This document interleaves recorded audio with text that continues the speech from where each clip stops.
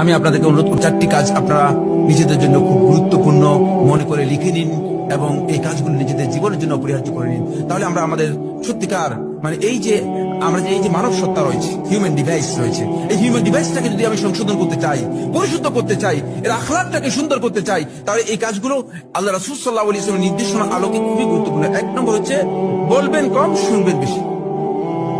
সম্ভব কিনা? এটা আমাদের অনেকের জন্য কঠিন।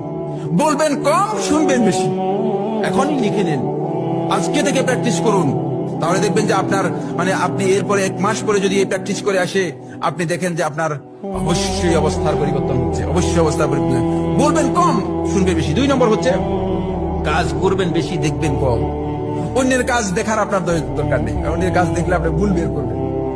নিজে কাজ করবেন বেশি আর অন্যের কাজ দেখবেন কম। অন্যের কাজ দেখার আপনার দরকার নেই। 3 নম্বর পয়েন্ট হচ্ছে নিজের দোষ দেখবেন, অন্যের ভালো কাজ দেখবেন। নিজের দোষগুলো দেখবেন, অন্যের ভালো কাজগুলো দেখবেন। দেখবেন আপনার ডিভাইসটা কি হয়ে যাচ্ছে, পরিচ্ছন্ন হয়ে যাচ্ছে। 4 নম্বর শেষ পয়েন্ট, শেষ কথা বন্ধুগণ, সেটা হচ্ছে নিজেকে বড় মনে করবেন না, বরং অন্যকে সম্মান করবেন। দেখবেন এই 4টি কাজ যদি কেউ করতে পারে, নিজেকে বড় মনে করবেন না। নিজেকে যিনি বড় মনে করতেছেন